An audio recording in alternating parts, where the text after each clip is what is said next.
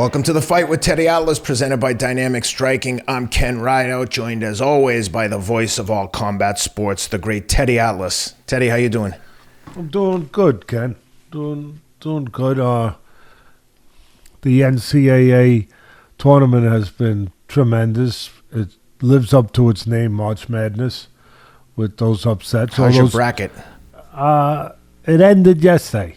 I had, believe it or not, I had one left with St. Peter's. And I didn't feel good about it because I also had North Carolina in some of my sheets. Like I said, we do it different on Staten Island. And but I didn't have them with the other three. So I had St. Peter's with the right three. I had needed Kansas earlier in the day to beat Miami. They did their job, which, I appreciate Bill Self. You called Bill Self. You told him to get it done, and I appreciate that. Of course. He got it done Yep. over there in Kansas. And then St. Peter's, the ride ended for that huge underdog. They had a great ride, but it ended. Yep. Unfortunately, it ended. I ended it with them because there was only 3 people left out of over 25,000 that had St. Peter's on a line the way I did, and each of them you have to have the winner. They each had a different way. I had Duke winning it all, which I think they will. And they had one of the others had Kansas, and the other one had Villanova. Villanova took a big hit with their top player going down, so that's going to hurt them. They're good. But I just want to make a mention that I think you're seeing something magical going on. I tell you what, you always see something magical in Madness with kids that are playing so hard to be the best. I mean, some of them are never going to play ball again. They're not all going to. Most of them aren't going to make the NBA. So they're playing for their own legacy, for their history, for their families, for the memory of this, for the power of being able to stand up, get on top of the mountain and shout from the top of the mountain, and whatever you do, and say, I'm the best. And they're doing it with the camaraderie of their teammates, kids that they've been with for some years now, and they might not see them again. They might see them, but they might not see them again. So there's a great, there's something really special going on with these college kids playing for, some of them are playing for a contract later on in the NBA, but most of them, like I said, they're not. They're just playing for just the greatness of being able to just go out there and compete. Just for the love of the sport. And again, to be able to place yourself on a mantle of the best in college basketball that you never get a chance to do again. And there's X factors in fights. Fights in life, fights in basketball, fights obviously in MMA, in boxing, all the things that we do with the combat sports. And you're seeing an X factor here. You're seeing kids playing for Duke that are playing harder than they've ever played before. They put it into another gear. And they're doing it because their coach, the winningest coach of all time, is retiring. Coach K.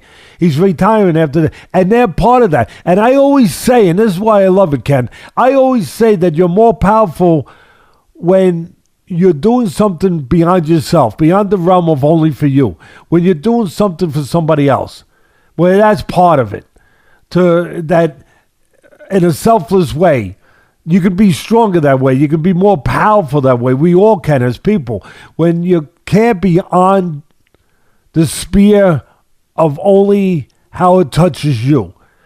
And I see it in these kids that they are taking great pride and responsibility in saying, we're going to make this coach who we love, who's the winningest coach of all time, who's retiring now, go out with one more win. And they've lifted their games. They've grown right in front of you and passed tests right in front of you because of that. And you've watched Coach K become younger, where he wasn't as enthused. In his 70s, after all those wins and all those national titles and all those trips to the Final Four, now you see something that it might have been lost for a while. That enthusiasm, that love for the game, that love for the kids, that excitement to watch these kids grow right in front of his eyes to become better. Like a trainer, I can't tell you, when you're in the gym with a fighter and you see the fighter grow, you see him get better, you see him become stronger, more independent, and it's a special feeling. And I think that's what Coach is feeling in Coach K right now.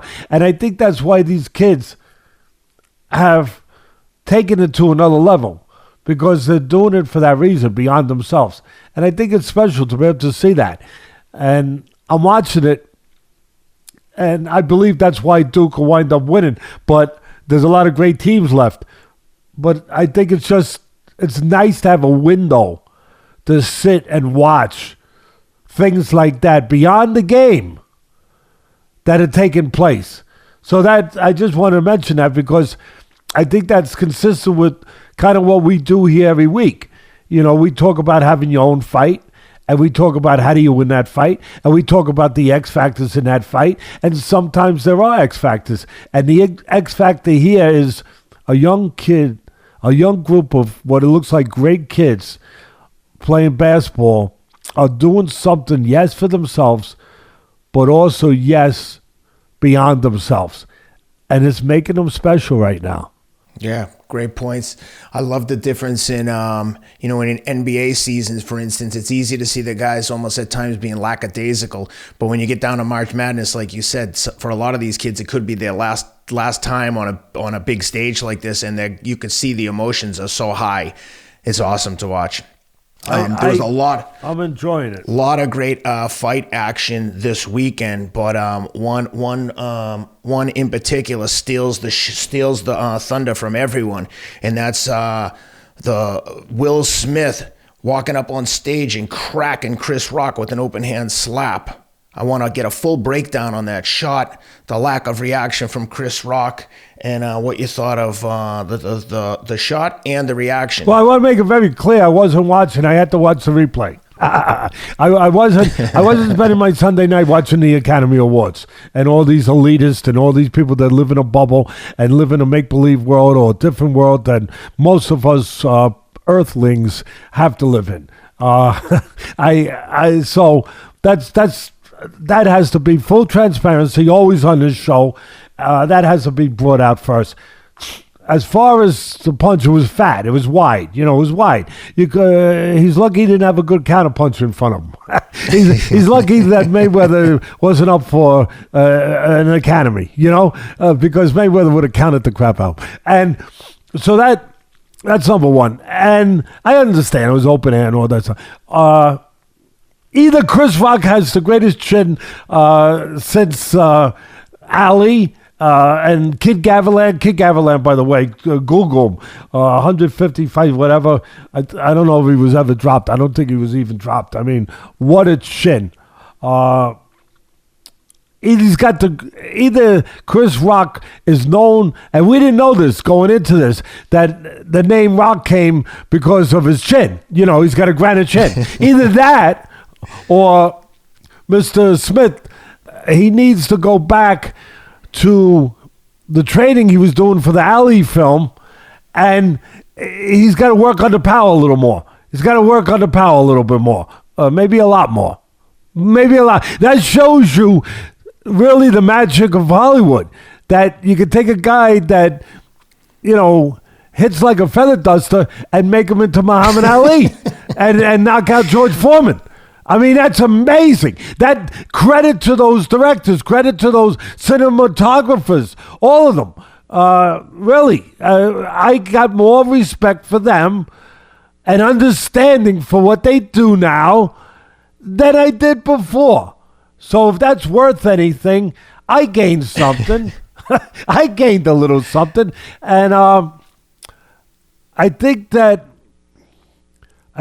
Chris did roll with it a little bit, Ken. I think he rolled with it, Yeah. a little bit. So maybe that took a little off of it, maybe. But would you like to have seen Chris Rock come right back over the top with the right hand, straight right down I the would middle? have, if not over the top with the right hand, it was coming round. So it might have been hard to estimate the distance of it, because when it's round, it could be longer. And if you try to come over the top and you're pulling back to do that, you still could get caught. So I would have liked to see him weave it. I'm asking for a lot here. I would have liked to see him weave it to his left and come up with a nice left hook. And just, and then I might have stayed with I might have said, you know what? I watched this one on video. Next year, I'm going to watch the Academy Awards, because you never know, baby. Yeah, it was the best thing that's ever happened to the Academy Awards. I might watch it Awards. next year. They might have gotten somebody. I'll be honest. They might have. I had your voice in my head when you did it. I was like, oh, dude, why throw one slap when you can throw 2 or 3? Because you just never know when you might find a prospect at the Academy Awards. Who knew? Who knew? But I tell you, we joke and everything, but like I said earlier, with what's going on in this country and in this world right now, I think we got more serious. It's good to get an escape and to laugh. I get it. And sports is an escape, and I guess now the Academy Awards might be an escape. I don't know, because we do have stuff that's going on right now. I don't know that these people understand it or see it or get touched by it or feel it the way the ordinary human beings do on this planet. But there are some serious things going on in this country and in this world that need to be paid attention to. Yep. Well, let's get into the real fight action. And another guy who took some shots this weekend was Miguel Berchelt. My God, he looked like a different fighter from previous outings. I'm assuming that knockout from courtesy of Oscar Valdez is what lumped him up. But my God, his chin looked to be non-existent. And what's our man, Jeremiah Nakathila, put it on him. My God. Have you ever seen a fighter get old that quick, Teddy? Yes. That's what the old timers would always say, Ken. They'd always, now you understand why they said, a fighter can get old overnight, a fighter can get old right in front of you on any given night when they had a lot of miles on the odometer. And that's the one place I would, you're right, but the one place that I would argue with you and differ with you is, and I differ with the commentators, quite frankly, from that night, where they said it was from the Valdez fight.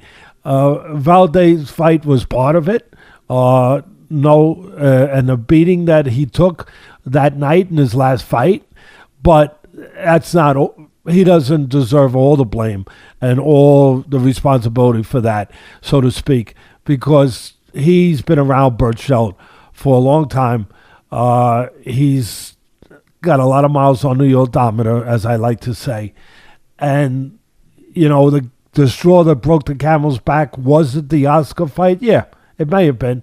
Valdez fight? Yeah.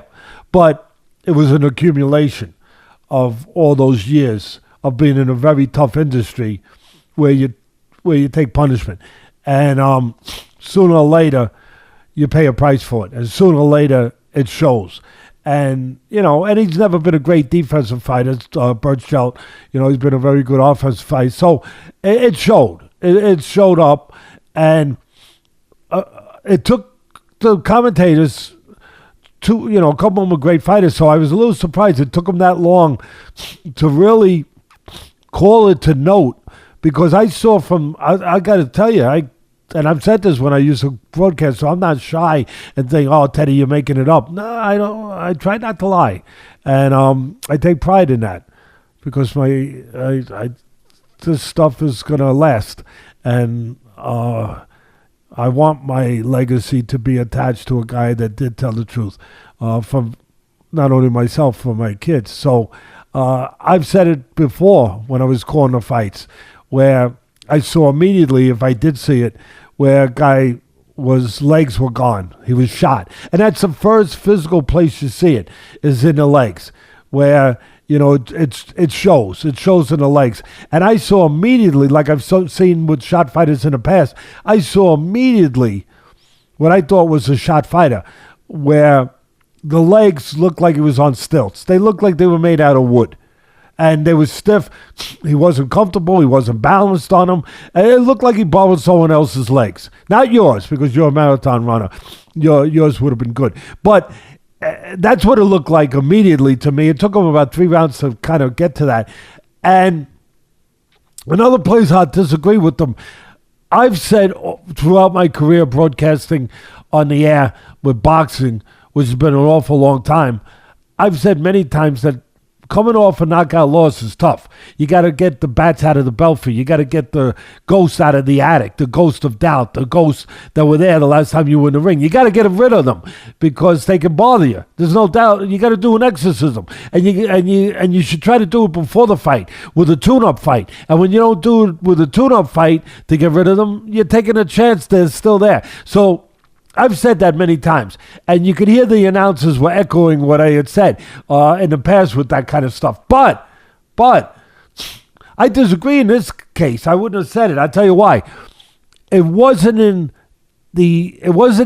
his mind that he was having a problem with the memories and of being in the ring the last time.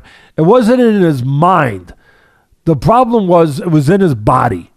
It was in his physically, in his legs, in his body, and it was in his, not his mind as far as memory, but it was in his brain and mind as far as neurological damage. Yeah, and I know I just said something it hits you a little bit, like, oh, whoa, hey, I got information for you. I'm not being harsh. I'm being truthful, and I'm being informative about this. The sport is harsh. The sport is brutal. I hate to send this memo to you if you haven't gotten it before, but if you haven't, you need to wake up a little bit. It is. So that's where the damage was, in a real place, not just in the memory, that wasn't bothering him. He's enough of a veteran where he got in there ready to do his job. The problem was when Berchelt got in there ready to do his job, his body wasn't there for him. His legs weren't there for him. Neurologically, he had gone backward. He had been damaged. Okay? And the damage showed up. Did it show up in training camp sometime? Places it might have. I bet you it probably did. But they might have brushed it off. Or you could control sparring. You got bigger gloves, you got headgear, you can control it. You're paying the spar partners, right, to do a job. So I've done it. I'll tell you. Over the over 40 years, I've been training 50 years almost. I've grabbed a spar partner. We're paying him, right? I've grabbed him and said, hey, I don't want to see nothing too much today. I want to pull back a little bit. I need my guy to have a light day today. I need my guy to not walk out of this building, but float out of this building today, out of this gym today, feeling confident, feeling good, feeling the way I want him to feel, the way he needs to feel. You understand? Yes, sir. All right. That's what I'm here for, to deliver whatever it is that you guys need to deliver.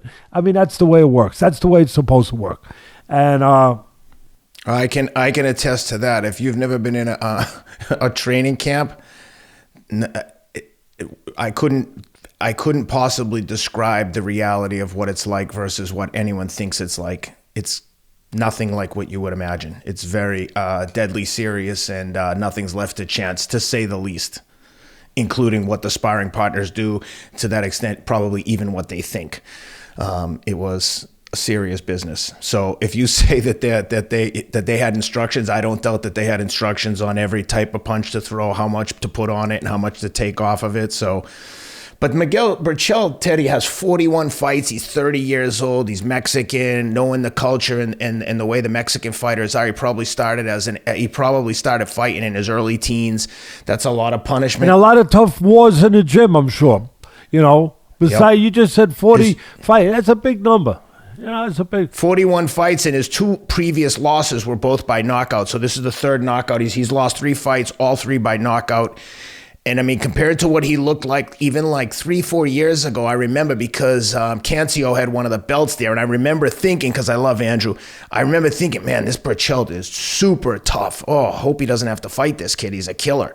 But the guy the guy on Saturday night looked like he couldn't lick a stamp. He couldn't take a punch. He was getting wobbled on everyone. He was getting knocked down on jabs. It was sad to see, actually. Yeah, listen, Ken, you're saying what anyone with a good heart would say. It's sad to see, really. But if you've been in this business long enough, unfortunately, it's what you wind up seeing with guys that stay a little too long. You know, they get to that point and go past that saturation point. You know, where your brain can only take so many hits. Your body can only endure so many hits. You know, you get past that point, and it looks like he got past that point.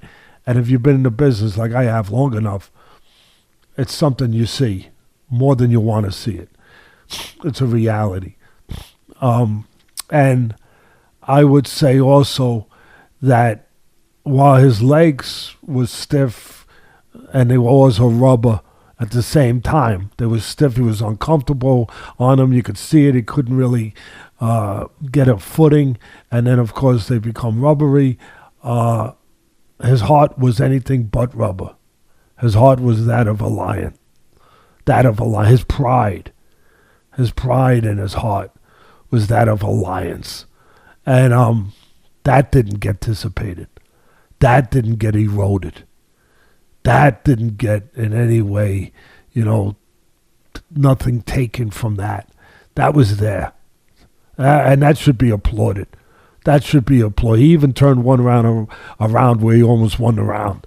I mean, which was pretty damn extraordinary under the conditions we're talking about. So that I want to make sure that I also state. I try to state everything, but that should be stated. He behaved like, I always talk about, not just how you fight, but how you behave. He fought, and he behaved like a fighter, like a champion. A champion. That's a champion's heart. Yeah. I congratulate him, and I think we all should congratulate him on a great career, a career where he gave us some great moments in that ring. But we should congratulate him and hope that we are congratulating him on his last fight, because I think it's time. I think it's time for people around him that care about him to say it's time, you know, to retire. To retire, having been a world champion and having done what very few people in this world can do. So I hope so. This is one of those instances where you really hope that the people that are around him in terms of managers have prepared him for this inevitability. It's one thing that always strikes me with fighters in particular is when you're done fighting, let's just say hypothetically the kid started boxing at 18, 15, 18, whatever it is, and he didn't go to college. So now you're 30 years old. That's a young man. I mean, I'd love to be 30 years old. I mean, agreed. 20. So my point is these managers from the jump should be preparing. Every paycheck could be the last one, and that's how you should live your life. If you get $1 million paycheck, the last thing you should do is buy a watch or some diamonds, because God forbid you're in the hurt business. God forbid you get compromised in a way where you can't even legally get in the ring per the commission. Let's say you lose an eye or anything. The manager's job there is to protect you from yourself and prepare you for the future, not just a money grab. Yes, you want to make as much money as you can, but have a plan B. Andrew Cancio, I mentioned earlier, he works for the SoCal Gas. Even when he had the title, he's like, I'm not giving up my job at SoCal Gas. I could lose the next fight realistically by knockout, and now I don't even have a job. He's like, this isn't enough money to live on the rest of my life. $1 million sounds like a lot of money, but not to live the rest of your life, especially if you'd like to spend some of it. And most of these fighters never get to $1 million payday, let's be honest. And that's what I think about when I see George Masvidal, who we love, but you can't punch someone in the face in a restaurant, not when you're a millionaire and you had 25 minutes to do anything. You could have ripped his arm off. You can't punch someone in the face. And I think the manager at some point has to say, no, dude, I don't care. We're not street guys. You're a millionaire. You might have been a street guy, but you're not anymore. Don't punch someone in the face in the street.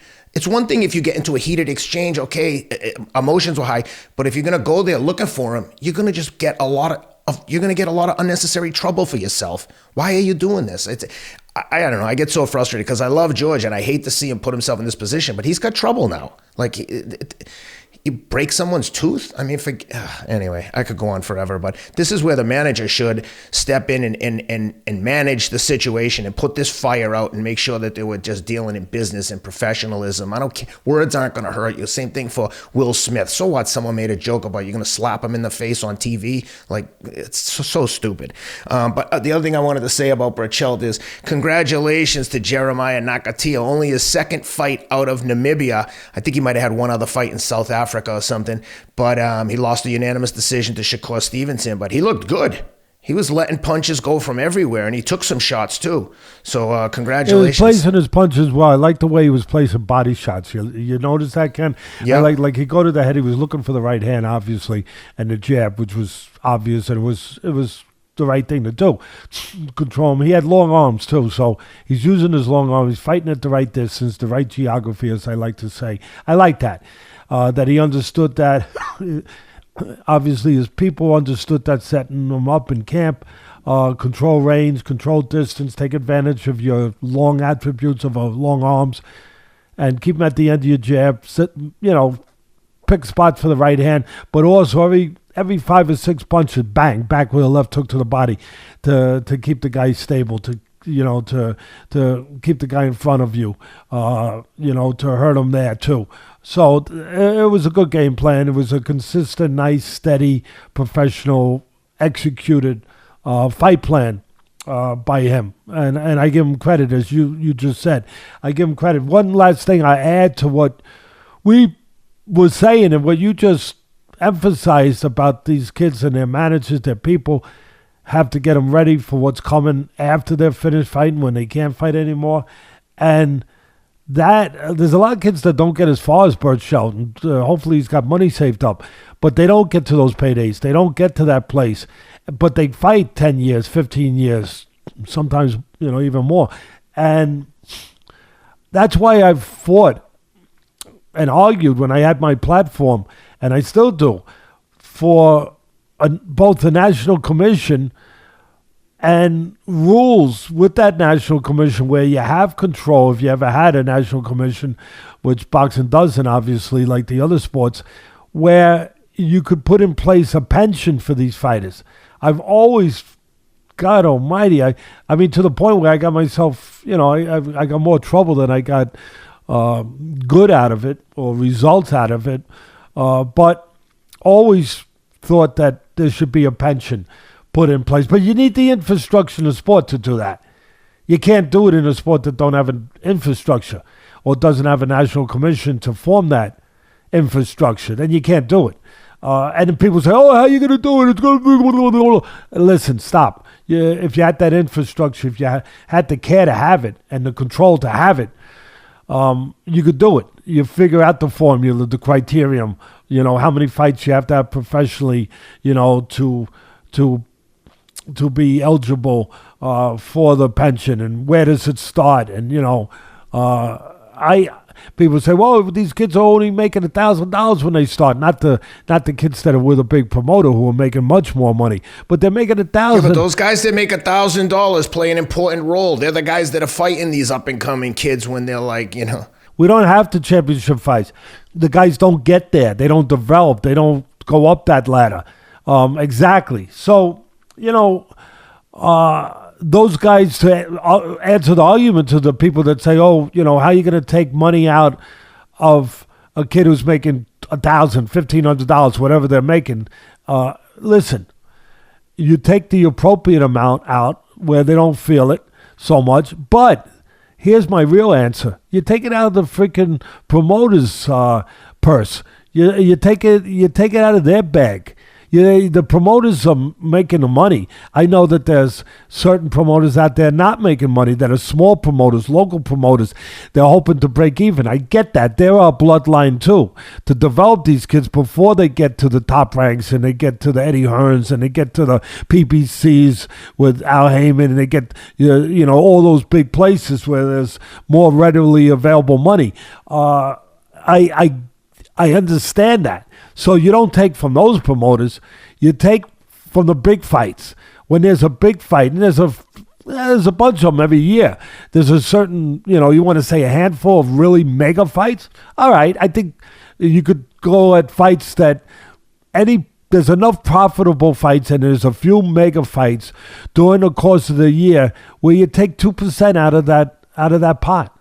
I mean, we're talking about some of these pots that there's tens of millions of dollars in the really huge ones. I mean, like the Fury fight coming up, for example, over in London at Wembley Stadium with Dillian White, that they're looking to put more fans. They're looking to put more seats than 90,000. They already said they sold out 90,000, so they're looking to put more seats in Wembley so they can make more money. That's a big pot. Didn't they say? That's a big pot. Didn't they say? I think Fury's getting like 30+ million, and Dillian White might be getting 8. Ken, whatever. Does that sound right? You had me at hello. You know what I mean? I mean, yeah.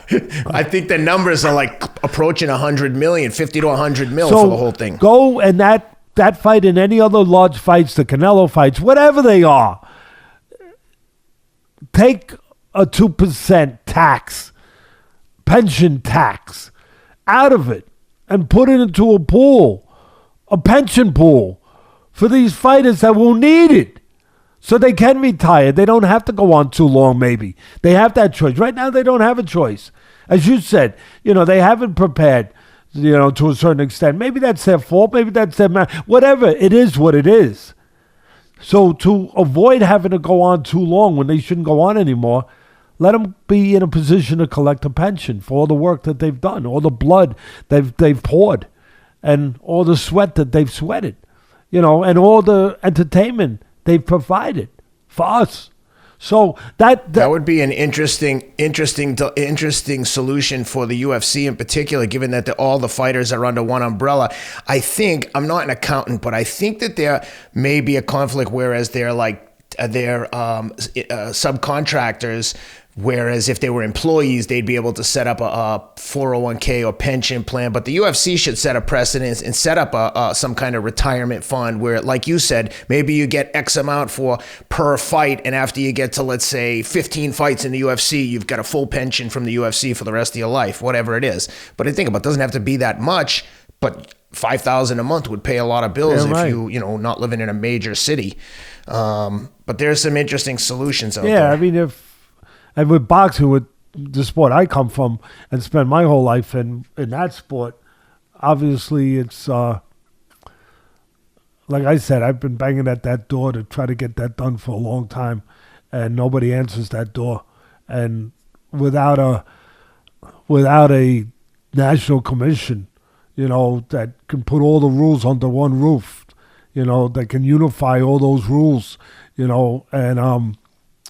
and create an infrastructure. Without that, these promoters aren't going to do it.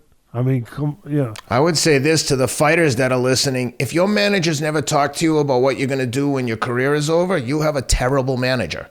He's there to manage your career, not just take his fee. You should be having conversations about what's next from this. Can I do broadcasting? Am I going to be a trainer? Like, you should have a game plan. And if you don't, find a new manager. They're there to protect you and help like manage your career, not just like take their percentage of the fight purse.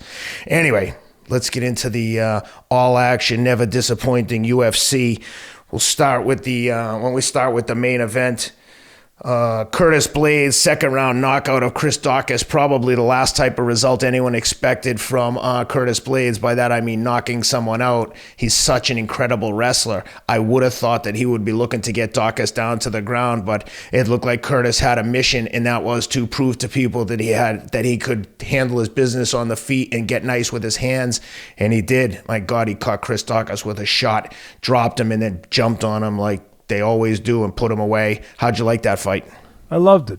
I loved it for the reason you just said. I loved it that that Blaydes, I always talk about owning the geography, whether it's in the cage or whether it's in the ring, the geography that gives you a best chance to use the abilities that you have in a superior way over your opponent, to use them in the right geography, in the right location, the right place, and that's the key. That's always the key. And in this case, you would have thought going by that, and you mark up the keys to victory, you would have said, okay, Blaydes, needs to find a way, stand on his feet while he has to, use the jab, hold his own, nullify Daukaus the best he can. Don't let Daukaus dominate him in a place that Daukaus is supposed to be better at, which is on his feet, striking. Get Daukaus to a place where he's not better than you, where you are far superior on the mat, where your wrestling skills can show themselves and can get you the results that you need, a victory. Blaydes decided to do it, as you said, on his feet. And again, the geography of the other man, of Daukaus, of the location of where Daukaus is supposed to be doing his thing. And here's the thing, here's the magical thing, here's the thing that I found out, that maybe we were wrong about Blaydes, that he wasn't as good on his feet because he threw the straighter punches. He was better technically. Yeah, you got a boxing expert telling you. I hate to say that. I shouldn't say it that way. But I'm supposed to be, at least, right? I mean, if I'm not that, what am I, an ice cream man? I'm not an ice cream man. I don't know how to do that. Or Italian ices, like Customato would say. If you haven't learned something after 200 fights, he'd say about these amateurs that had 200 fights coming out, that amateurs maybe coming out of the Olympics. Teddy, if they haven't learned something by now, they should go sell Italian ices, all right? I like cherry. My grandchildren, they like cherry. My grandson likes... my two grandsons, well, you know what? They like every flavor. I was just going to say, like, what are you talking about? Kids, well, you could give them any flavor. My granddaughter, well, she likes two at a time. She's unbelievable. So she's got a big sweet tooth, like my father, her grandfather, so her great-grandfather. So I'm, from my perspective, Blaydes was the better guy striking. His punches were straight. And that's why he won. I always say straight beats crooked, And they both decided to throw right hands at the same time, Daukaus and Blaydes. And Daukaus got there first because his was straight. Not Daukaus, I'm sorry. Blaydes got there first because his was straight and Daukaus' was crooked. It didn't get there. It was round. And so the form, the technique... We understand the power, but the power don't mean nothing if you don't have a delivery system that I always talk about. He had the better delivery system. He threw a nice straight right hand at the right time when there was an opening to throw it, and he beat Daukaus to it with that beautiful, straight as an arrow, right hand with a big body behind it and power behind it. And kudos to him.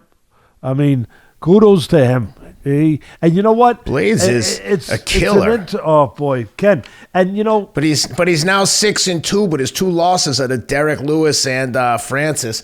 I think both by knockout. Definitely he got knocked out by Lewis. Well, two TNT punches, two nitroglycerin punches. There's not a lot of those guys. Obviously, not a lot of those. The problem is when you've lost to the champ and like to the two of the top contenders and beat everyone else, he gets into that Colby Covington situation where it's like, what do you do now? You've already lost to the champ. Well, he hasn't lost multiple times, but he got knocked out badly by both Lewis and Ngannou, and he's kind of in that place where he's like climbing back up the mountain. So, in his last 7 fights, he's 6-1 with one loss by knockout to Derek Lewis, and all real guys. It's like he's in a very awkward position. I think if he gets matched up with the right guy, gets the interim belt, he might be able to get something done here in terms of the championship. Here's how I look at it. I agree with what you're putting out there, but I add this. It's a fun time, an interesting time for the UFC right now in the heavyweight division because there's a lot of fights can be made. Oh my God, especially if you put John Jones in the mix. Yeah, exactly. Ken, there's so many good fights could be made there. I mean, you touched on a few, but obviously you got Ngannou who's the champ, and he's looking for the biggest thing he can get. But yeah, and maybe even a crossover fight with Fury, and I can't blame him. If he could get that money, go get it. But you're talking about Ngannou gone. You're talking about Lewis. You're talking about Tuivasa. I want to see Tuivasa. Oh. I want to see Tuivasa. Hell yeah. I mean, really. Definitely. I mean, and you're talking about the great personality. And you're talking about the former champ, Maholchik. He's still there. Yeah. He's still there. Yep. So you're talking. He was in the house. He was in the house Saturday in Columbus, and I know Ohio, they have a great. He was, fights. and he drinks beer fast. He's a tough guy. You got to love that guy. He's full-time he's firefighter, Teddy. You got to love him. You got to love him. You have to. And listen, I know that I met him one time at the airport. You're going to tell me his name, but I know that the matchmaker for UFC is tremendous. He does a great job. Hunter Campbell? Yeah, I think that's... Hunter Campbell? Yeah, I believe that was I believe you got the right guy. All I know is he does a great job, and he's got some... he's got some guys to work with right now, to mix around and come up with some interesting fight again in the heavyweight division of the UFC. He's got some real potential great matches with the guys I just mentioned, and obviously there's a few others out there too. Yeah. There's never a dull moment in the UFC, that's for sure. Let's talk about the I don't think it was the co-main. No, two before the co-main. The Matt Brown against Bryan Barberena. What a friggin' fight! I saw your tweet to about comparing it to Gotti Ward and with elbows. Matt Brown responded, with elbows. Yeah. And Matt Brown responded saying it might be the best compliments he's ever received. I saw it this morning. I wish we had a little more time. I would have loved to have had him on the show. He's had an awesome career in the UFC. I'm a huge fan of Matt Brown. To me, he exemplifies a fighter. He just shows up. He's never talking too much crap. He's just comes in with almost like a lunch pail and boots, takes off his boots. All right, who's up next? Okay, close the door. Let's do this. He just seems to be all business all the time. So I'm dying to hear your thoughts on this one. Yeah, well, I mean, that's it. It's no frills, He's a blue collar, fighter. I mean, he's a guy. You talk about the guys that have earned their way. He's who you're talking about. That have paid the price, that have done it the old-fashioned way, the hard road, no shortcuts. You're talking about Matt Brown, and he never disappoints. And you're talking about consistency, and you're talking about a great fight that he put on, the other night. You're talking about a guy who, you shouldn't forget this. He's 41 years old. See, with that, you almost forget that. How that really magnifies the hugeness of what, if that's a word, I just throw it in there, but of what he did the other night in giving that kind of performance that would have me say it reminded me of the first Mickey Ward-Gatti fight in the 9th round, to be honest. It reminded me of that because that last round of theirs the other night in that cage was just remarkable. And it becomes, as I just said, it becomes even more remarkable when you add to the fact that it was done with a 41-year-old in there leading the way, as his part was involved. So I can't have enough good things to say about both those fighters. Both of them were tremendous. They were both great. I guess it was so close. I guess razor thin. Yeah, it really was.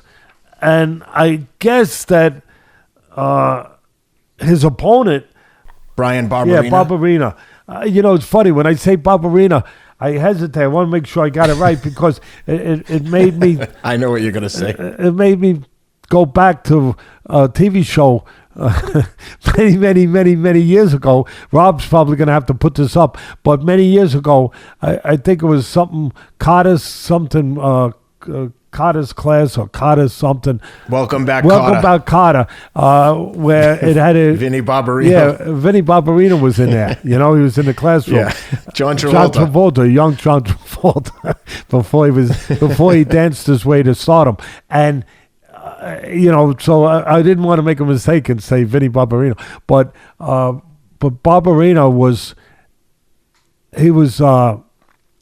anything but a funny guy in a classroom, as John Travolta played many years ago. He was as serious as it gets in that ring, younger than Brown, and it was toe to toe. And I guess for me, the thing that if Barberena did win it, which of course he did, he got the decision, but it was so close.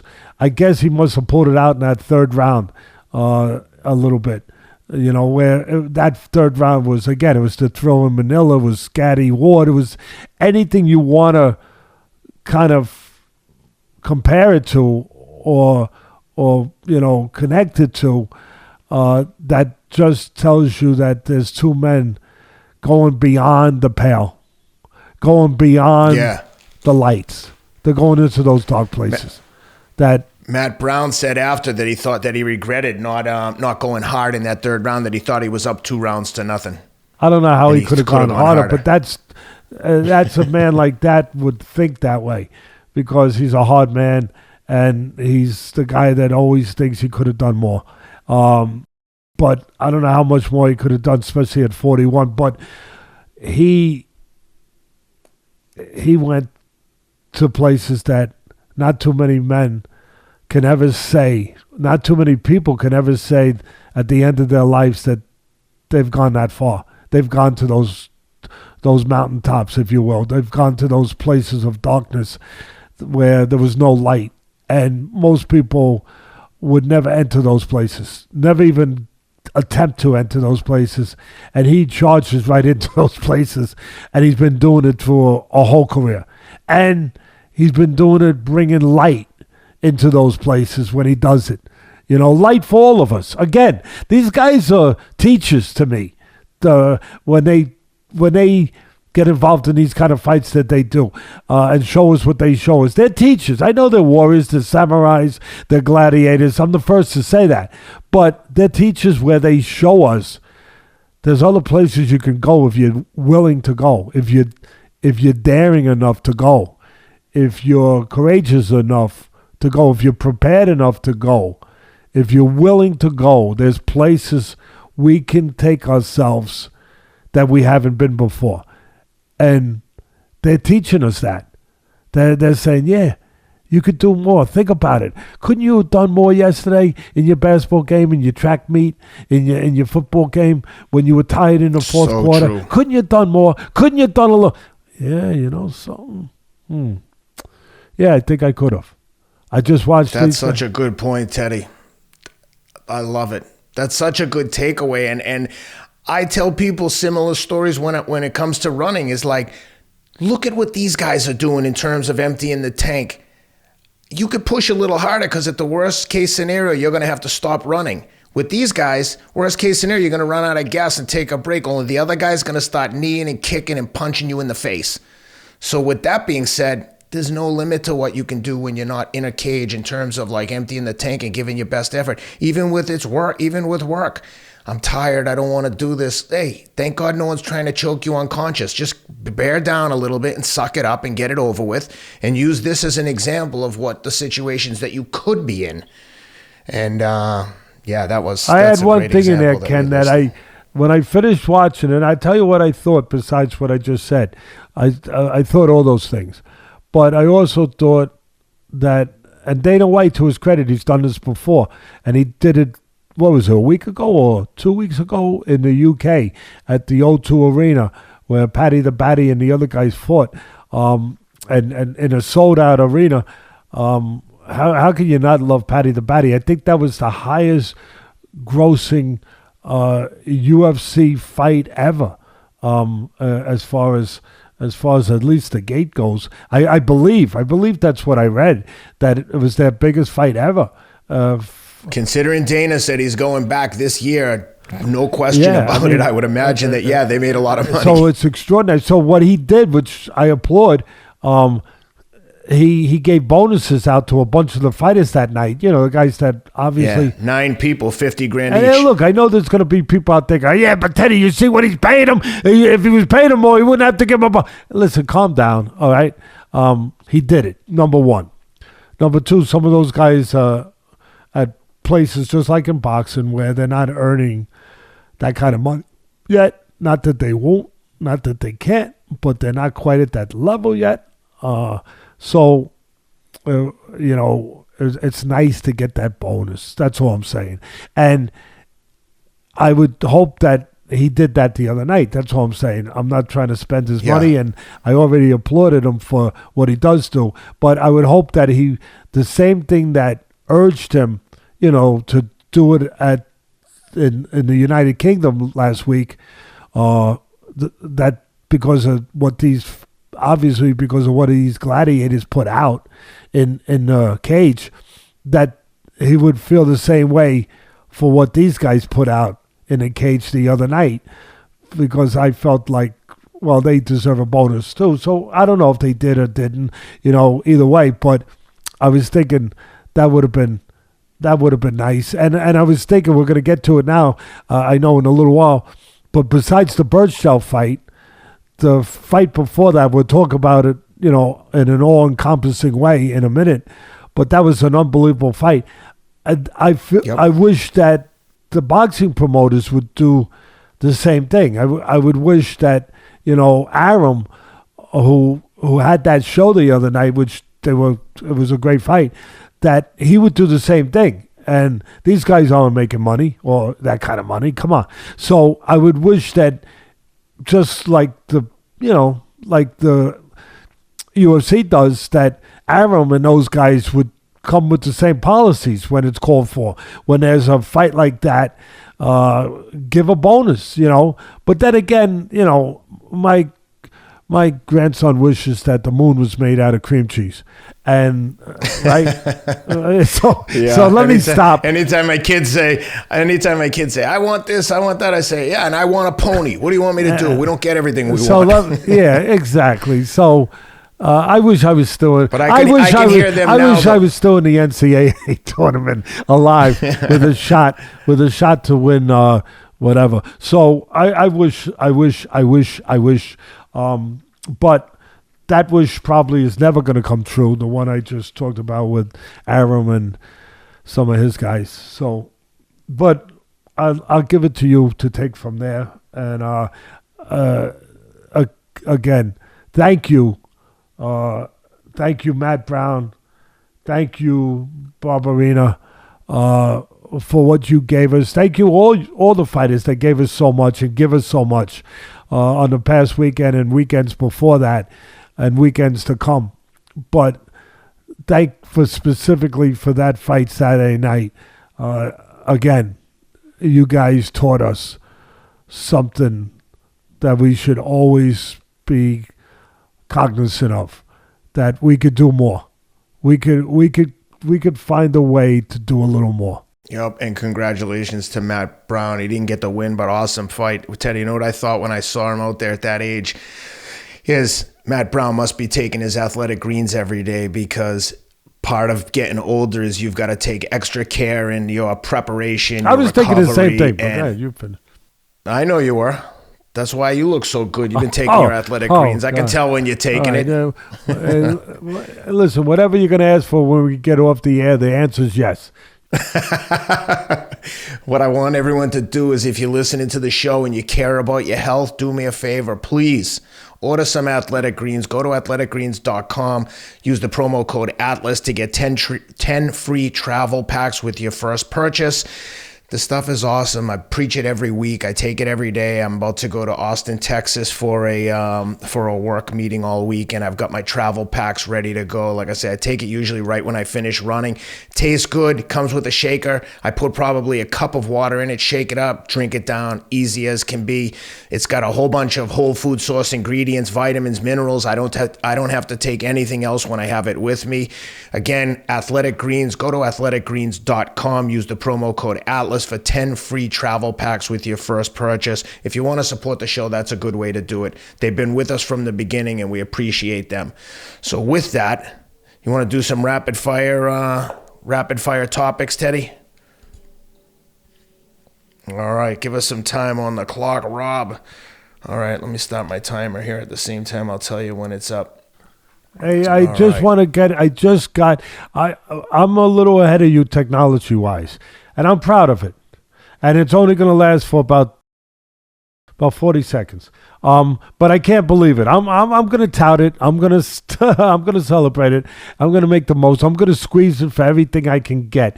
I just got a note from our producer, our very earnest, terrific producer, Rob Moore. He couldn't get through to you because my technology is a little advanced, all right? You got to catch up. But my God, this is a guy who's talking about that, he can barely run a toaster. But UFC, they did give a post-fight bonus to Bryan, Barberena, and Matt Brown as fight of the night. Yep, I see it was now. fighting. Yeah. Am I correct? Sam, my man Yep. Sam, who does the taping here, he's 50, also ahead of me. 50 G's a piece. So they did get 50 G's. So you know what? Bravo. Congrats to Dana. You did it. You didn't disappoint what we wanted. You fulfilled exactly what we should have known because you've been doing that. It's one of the reasons why we like you. And congratulations. Congratulations to the guys making an extra 50 G's. Obviously, you guys earned it. And again, congratulations to a classy organization. And again, you're going to get people say, "Oh, Teddy, you're giving them credit." And there's times where I don't care about that. I'm talking about what I know, what I see, what I witness right now. I know everything could be better in a lot of different areas in this world, but congratulations that the UFC did what they did. Dana did what he did. They got that extra money. He must have been thinking the same thing that you and me were thinking, obviously, and many, many, many, many thousands and thousands of UFC fans were thinking. These guys, they went beyond the Call of Duty. So that's it. And I'm so proud. I'm so proud that I was able to deliver that message as the guy that you guys make fun of. And I don't know nothing about, I had a flip phone 2 years ago. Yeah. And you know what? It's still in my drawer. It's still in my drawer. It's still in my drawer, turned off.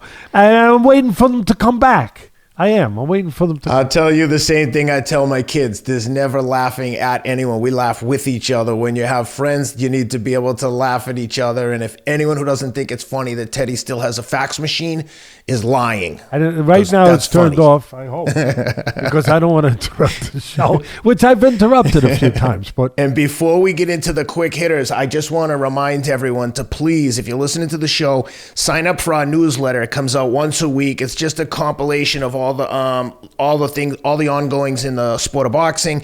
We're just basically cobbling everything together and putting it all into one spot where you can find all the latest in interesting news in boxing and MMA, etc., etc. And also, if you sign up for the newsletter, go to the Fight with Teddy Atlas Twitter feed, and you'll find the link there. We're also going to let people signing up for the newsletter know when our new merchandise drops are coming out. So sometime in the next, call it 1 to 3 weeks, we're going to have, if you like the t-shirt I have on here, we get a lot of requests for it. It says on the back here, check it out. 36 minutes to make life fair. Teddy's one of Teddy's catchphrases. We got some really nice stuff coming up, some really cool limited edition drops in terms of merchandise. So get on that newsletter. And with that, Teddy, let's get into some quick hit topics. 3 minutes on the clock. First topic, you mentioned it earlier, Eduardo Baez beats Jose Vivas. Teddy, he looked awesome. Baez looked awesome going back. Vivas pressed the action all night, but I thought that Baez showed everyone what it looks like to fight going backwards off the back foot when someone's being overly aggressive. He looked, to me, at least from my untrained eye, it looked like someone who could punch off the back foot, kept moving backwards, but punching effectively. What'd you think and how'd you like it? Yeah. I mean, I thought it was, I said earlier, I thought it was a great fight. I mean, just a great, great fight. You don't always get them, especially with some of these promoters. UFC on a more regular basis, you get great fights because there's one guy in charge, Dana White, who says, hey, I care about the brand of UFC. I care about all the fans of UFC. I care about growing the brand, growing the sport. And the only way to do that, simple formula, put great fights on, put competitive fights on every week. Boxing doesn't do that nearly enough, but when they do, it's damn good. And it was damn good. And I think the difference was that you had, it was a phone booth fight. Right, that's what I call it. It was a phone booth fight. But then all of a sudden, you got Baez that decided to do some long-distance calling. He decided all of a sudden to say, I'm going to call some of my friends, over there in Mexico, long distance. And he took it outside. And he showed another dimension. Rather than just in the phone booth, he went outside the phone booth and he started using his jab. He started setting up counter punches. And he showed a better selection of punches overall. And he used his legs. He made the ring a little bigger. And that was the difference. I always talk about the guy who's more dimensional is going to have the edge. He was more dimensional. He had the edge.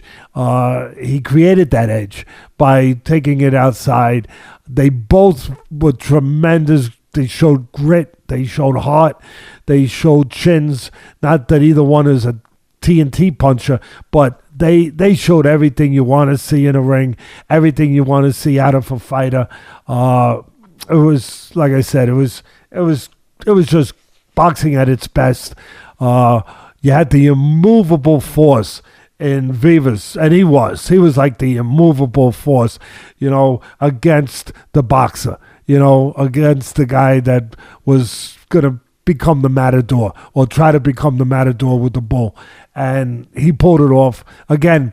Just more dimensional against Vivas, who for all everything great that I just threw at him, he was one-dimensional. But he does that one-dimension at a high level, at an entertaining level. Both guys are fan-friendly. Both guys, got to put fannies in the seats. If you don't want to watch that, you don't want to watch anything in boxing. But the versatility, again, of Baez was the difference. And I hope they were given bonuses by Bob Arum the way Dana White gave out his bonuses. Yeah, congratulations to Baez on a well-earned victory.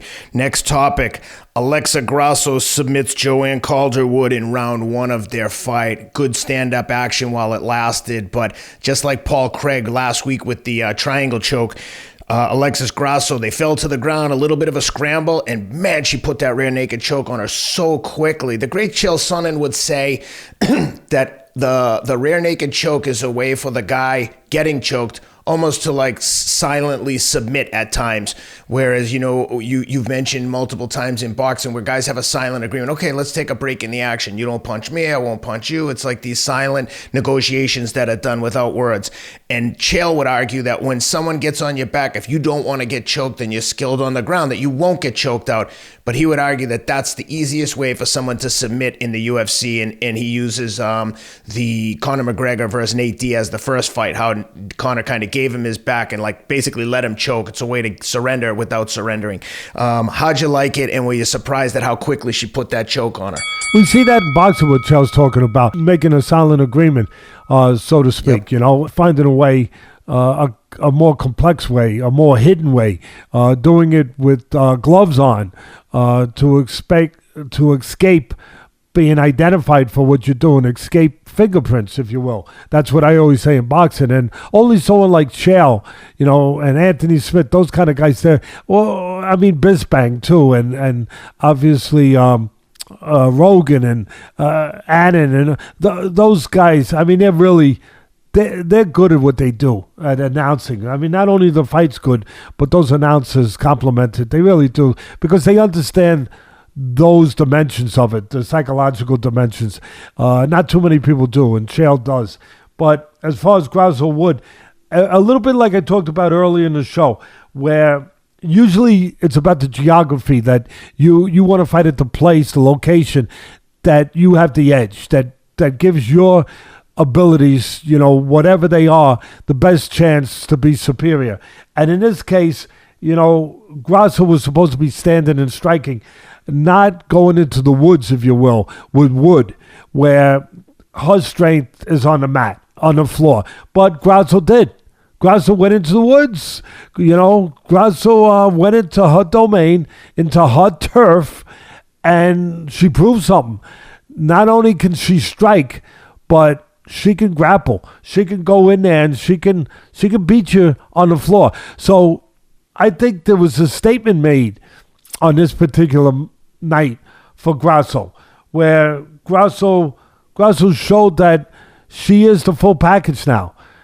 She is this dimensional fighter that I talk about, having an advantage, that she can do it all, and that she's at a special place right now, at a place that really, really bodes well for her, where she can take on anybody.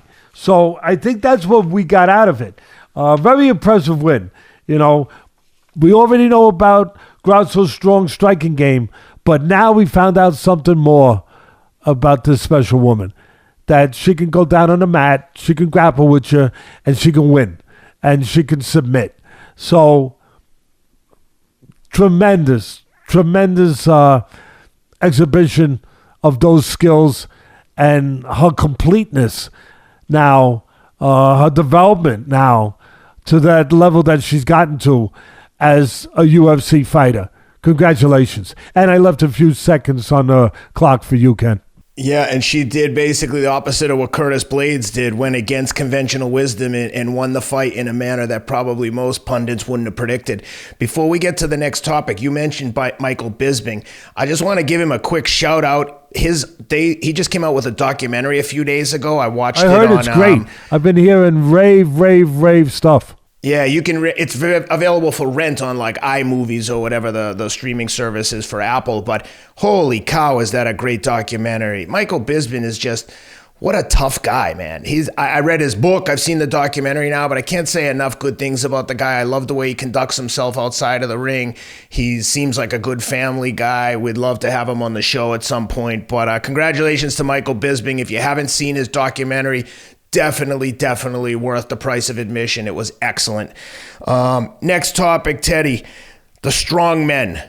Big time, big muscle men. Eddie Hall fights Thor in two strong men in a boxing ring. I always think when I see these gigantic muscle heads in the gym and they're acting like tough guys, I always think like, man, does this guy realize if he talk crap to the wrong small guy who can throw punches, they could hit him with 3 or 4 punches before he could even put his hands up. They're so big and muscle bound. It's always this misconception that, oh, look at the muscles, he must be really tough, when, as you know, in some cases, people would say the more muscles you have, like the worse you are. I mean, Francis Ngannou might be the anomaly there in terms of a guy with muscles who could just rip your head off and actually fight. But what'd you think of that strongman fight? Well, obviously, we knew going in, these guys are strong. I have to laugh because I'm being Captain Obvious. But they're strong, Ken.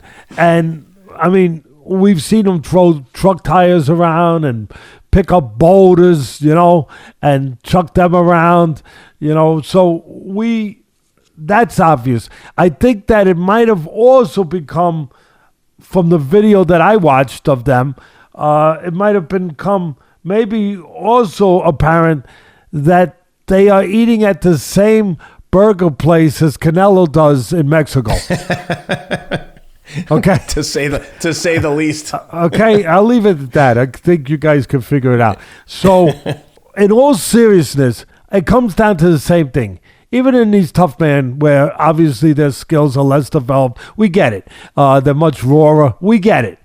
But as I always say, whether calling the UFC fights, talking about that, or calling the boxing, whatever the combat happens to be, I always talk about, it's one thing to have power, it's one thing to have strength, but it comes to who's the smartest, who's the most developed technically. I don't care. Always. It comes to, you got power, but you better have a delivery system that works for that power. And I give credit to Bornson.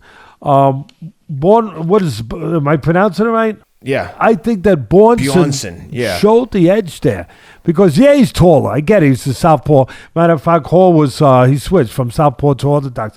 But, Bjornsson had the advantage of being tall. But, like I used to always say on ESPN, you got to know how to fight tall. He knew how to fight tall. He knew how to keep take advantage of that asset. Be on the outside, control range, be able to keep the guy at the end of his longer punches. So, credit to him for understanding and developing that skill that to use to deliver his power better. And he did. He delivered his left hand where he dropped Hall a couple times. Congratulations to Hall for showing heart, for showing guts, getting up each time. But at the same time, Hall didn't develop the skill set to go with his physique, with his assets physically, where he needed to learn how to slip punches, get inside, Tyson-like, if you will. Slip punches, get inside, bring your feet along, and shorten up your punches. While Bjornsson threw nice straight punches, jabbed a straight left hand and kept it simple, but he threw them the right way. Hall was throwing, haymakers, from I don't know from where, from the Mugabe Desert, and they were fighting in Dubai. It shouldn't be thrown from the Mugabe Desert. You're in Dubai, and he paid a price for that. So, again, that's what I saw. It came down two strong guys, but the guy that was developed technically, that had the delivery system, that was a little smarter, if you will, in that way, well, he's the guy who won, and that's Bjornsson. Excellent. All right, next topic. George Kambosos versus Devin Haney. And then I want to treat it as two separate topics because I want to get your thoughts on the Teofimo, his reaction to the fight. They got him on camera reacting to his thoughts on Kambosos Haney. But first, let's just talk about the Kambosos Haney fight. So Lomachenko is in busy fighting the Russians right now. I think that they've offered him the opportunity to leave, but he's definitely not taking the fight in June against Kambosos. I think they're going to at least, at the very least, put it off for now. But Devin Haney has agreed to go to Melbourne, Australia, I believe in June, to fight Kambosos. I'll confirm the date in a minute. But George Kambosos, Devin Haney, I like this fight, Teddy. It's a good step, a huge step up for Devin Haney. And finally, we're going to see, does he have the goods at this next level? And Kambosos just seems like he couldn't be more confident. How do you like this one? What are you looking for? Well, I talk about geography inside the ring being so important, and it is, where a guy uses his skill set to the best advantage. If it's a boxer, he's on the outside. If it's a puncher, or if it's a good body punch, or a guy that likes to brawl a little bit, he gets the geography on the inside, gives him an advantage. Well, there's the geography outside the ring that you have to talk about sometimes. So it's a home game for Kambosos. So you have to figure that in. And then you got to look at the promoters. It's not just about where the fight is that gives an advantage to the judges or the scoring. It's who the promoters, who they want to win. Because the judges travel, by the way. I got news for you. And if they're corrupt judges, that travels too. If they're controlled judges, that travels too. So it depends on... Pretty sure they'll judge a fight on the moon for the right amount of money. Yeah, so it depends, who the promoter wants to win, who the promoter has... obviously the best chance to make money with, has control over to that extent. But it's going to be an interesting fight. It's the kind of fight that Haney, it bodes fairly well for him in a way that he's a surgeon. He's a marksman. He's a sharpshooter. There's no fat on his punches. But he does have a susceptible chin that before the fight ends, it's not just a chin. He's got all the heart in the world, he gets up. But it's not just that. It's that he gets hit clean before the fight ends. See, that bothers me. Yep. Every fight, somewhere before it's all, he makes a mistake that's going to get him hit. And see, that's going to be the interesting X factor here. I'm not saying Kambosos is a huge puncher, but he put Teofimo Lopez on the floor. He showed that he can bang, from that southpaw position when he has to. And he could get your attention. And he's got, just like Haney, he's got all the heart in the world. He's got some extra going for him. He's got a lot of people going to be in that stadium rooting for him, over there in Australia. But for as far as the purity of the matchup, Haney's going to like it to the point where he's not in there with a TNT puncher and a physically overwhelming guy because Haney's not physically real strong. He's not the strongest guy in the world. I mean, he's strong enough, but he's the sharpshooter. He's the surgeon. He's the guy that takes you apart. He's the guy who has those laser punches. And that, I think, might bode pretty well for him in the style matchup. And styles do make fights in the style matchup here. That if there's little holes, little openings, just little ones, he'll be able to slice in there. You know, he'll be able to laser in there, those shots, and put himself in a position to win a decision. That's what he's looking to do. Obviously, Kambosos wants to do that too. I think that Haney has the matchup he wants. It should be a very interesting fight. I love Kambosos too. He's been on our show. It should be. You can't discount him because of the improvement he'll probably get just from pulling off that upset. The old timers would say when you win the title, you get 30% better. So you got to look to see. You got to look to see how that factors in. Interesting fight. I think the Australia angle adds a lot of components and favors George massively. Number one, you should probably, typically for any kind of endurance event, most professional athletes would think for every hour of time change, you need a day there to acclimate. So if you're going someplace 8 hours ahead or behind, you probably need 8 days to get on that like circadian rhythm with your sleep. But that's an interesting fight, and there's Having said that, Ken, I'm going to piggyback off that, and put that for a fight coming up in a couple of weeks with Triple G. We just had him on our air. We just had a really nice interview with him last week, and for the people that didn't next see week, it, is it, or is it 2 weeks? Yeah, they should go back and look at it. But he's got to go to Japan. He's going to Japan. So the same thing. That's an X factor. That's a variable in that fight. Also, he's 40 years old, or he'll be 40 the day after the fight. So there's a couple X factors working in that Triple G fight over in Japan, and what we just talked about in this fight in Australia with Kambosos and Haney. Yeah, that fight is April 9th, so I think he's got 2 weeks. I'm not sure what the exact time difference is in Tokyo, but it's big. I would imagine he should probably be there already if he's not, but those guys know what they're doing in Triple G's camp. He's there with the great Chris Camacho. Last one on the quick hitters. I know you had a chance to look at the impromptu interview they caught with Teofimo Lopez. They were interviewing Mark Kriegel, and Teo walked into the shot, and the guy who was interviewing Kriegel started asking Teofimo what his thoughts were on the fight, and my God, the conspiracy theorist in him just couldn't control himself, and he started talking about the fix was in from the beginning, that Kambosos was always going to win if the fight went to a decision, and that Devin Haney will win this fight, that it's already predetermined, the fix is in to get Devin Haney the belts. It was really off the reservation in terms of sour grapes. I mean, sometimes, again, a manager would step in and be like, dude, even if you think that, please don't say that. You're not going to win any fans. You're only going to alienate people. It's bad sportsmanship. Nevertheless, what'd you think? What'd you make of it? And what do you think? Well, if you take it serious, yeah. I mean, listen, if you took it serious, the good news for Haney is he could stop training now. You know what I mean? Go out, get some ice cream. Yeah. Good point. I'm going to take my grandkids out for ice cream later. He could go do that because it's in. The fix is in. It's done. Hey, look, we're joking around. You have to joke with certain things. Listen, I like Lopez. I don't think people see him for the better part of what they could see him to be. They see him for this stuff. I think it's attached to his father. His father has a great influence over him.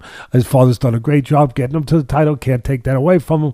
But there's also been some kooky stuff, if you will, with his feelings and what he said about Top Rank and about, all the stuff when he lost to Kambosos. And so I think that's kind of in the air when you talking about Lopez with these kind of things. That's part of what you're going to get a little bit. Again, I don't think I think the unfortunate side is they don't see Lopez for the better side of the smart kid that I had a conversation with him that I kind of saw the other side of him, and I like that side, quite frankly, a lot. But the thing that I took out of it, again, I take all that with a grain of salt. Like I just said, I've been around this business too long, so you can't take that stuff obviously seriously in the way that we're talking about. But what I did take seriously was what my eyes told me, not what my ears told me. I saw something on his right hand, whether it's a soft cast, whether it's bad. I didn't know he had a hurt hand. Maybe I'm out of the loop a little bit here. Yeah, he just had surgery, something on. I thought they said one place I saw it said his elbow, another place said his hand, but he had some kind of surgery recently. Yeah, I didn't know. I didn't realize it was his hand. I thought it was up higher. But again, I'm not paying a lot of attention to it, but I am now. I saw the bandage there. Obviously, he's had something on his hand. So obviously, whatever you're talking about with fights, it's still going to take some time, because I would think that he's going to have to go through proper time of rehab when that whatever it is that's on that hand comes off, whether it was a protective bandage or whatever, but it's still going to have to go through a certain amount of rehab, and then of course you got to go through a full training camp, and before you could go through that full training camp, you got to make sure that hand is up to par, where it can do what it has to do. So I took more away from seeing that and thinking about where that would put him on the calendar as far as being able to fight than I did about anything that, quite frankly, came out of his mouth. Yeah, it said he had it on his hand, and then, but he also had arthroscopic surgery on his left elbow in February. So now he's had elbow and hand. That's what I had heard. I didn't know about the hand. Yep. What did he have on the hand? Do we know? It just says that he had arthroscopic surgery. Doesn't say what, but if it's arthroscopic, that's a shorter window of recovery. We understand that. That's good. That's the good news. So it's been a problem for a long time. That's this according to the great Mike Coppinger. Speaking of which, we didn't talk about this, but man, Mike Egis Clemens, who's our friend, he unloaded on Coppinger, who reported that Usyk has been given special permission to leave the Ukraine to start training again for his heavyweight fight with Anthony Joshua. And man, Egis, they must have a beef about something, because Egis came off the top rope and was like, "Mother effer, don't talk about my fighters. This is fake news." And then a couple days later, it was turned out that he didn't need permission because he has 3 children. Anyone with 3 children, any able-bodied man with 3 children is free to leave. But it was just interesting that it didn't seem that far off from what Coppinger was reporting. But man, I didn't realize that Egis had a problem with Coppinger to the extent that tweet did. He was real mad. Hey, these are emotional times, Ken. Very. All I'm going to say, I'm not gonna go into something I don't know enough about. I'm not going to do that. I talk about things I know something about, and I touch on things I don't know a lot about. So I'll just do what I think is appropriate, and say this. This is a difficult time to be talking about any fighters over in the Ukraine with that kind of stuff. I mean, you got a war going on over there. Yep. You know what I mean? People's emotions are high. People are dying. People's homes are being blown up.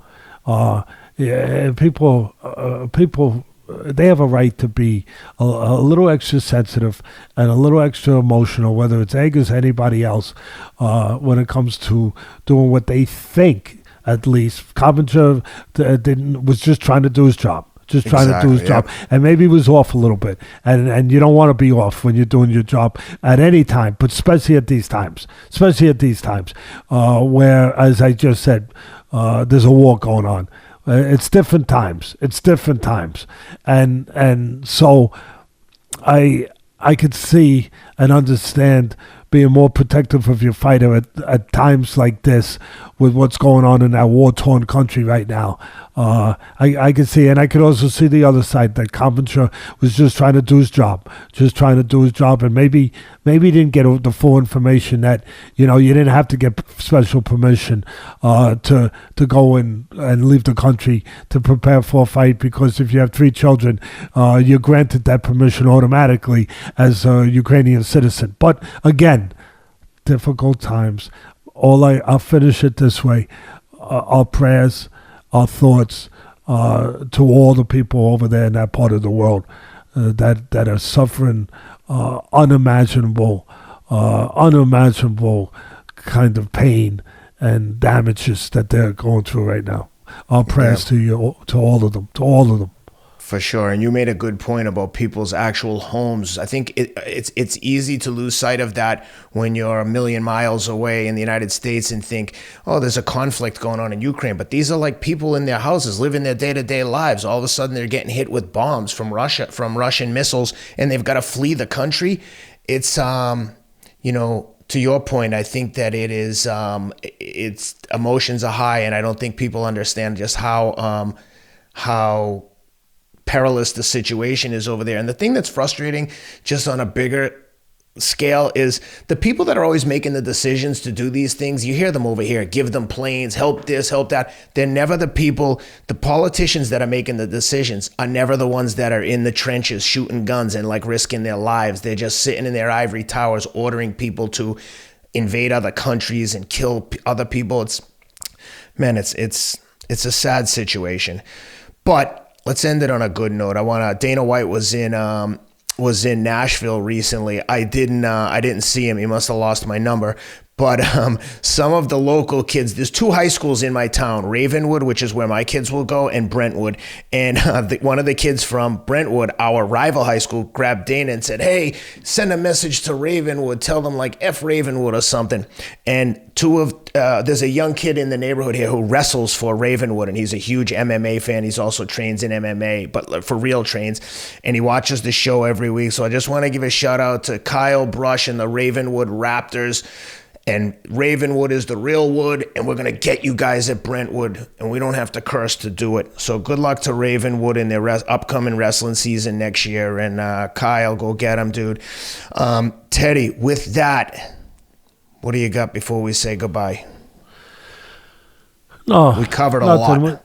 Well, yeah, we covered a lot. I hope you enjoy it. We appreciate all of you for always being there with us, and keep giving us more clicks, will you? Because we appreciate you. I think we're at 236,000 subscribers. Maybe we passed it. I don't know. But we're somewhere around there. I know we're somewhere around 50 million downloads. But the subscribers is the key. If we're going to keep doing this, we got to keep growing. Obviously, we want to keep growing in that direction. And we want to keep doing what we're doing with you guys. And what you will allow us to do with you guys, which is to talk to you.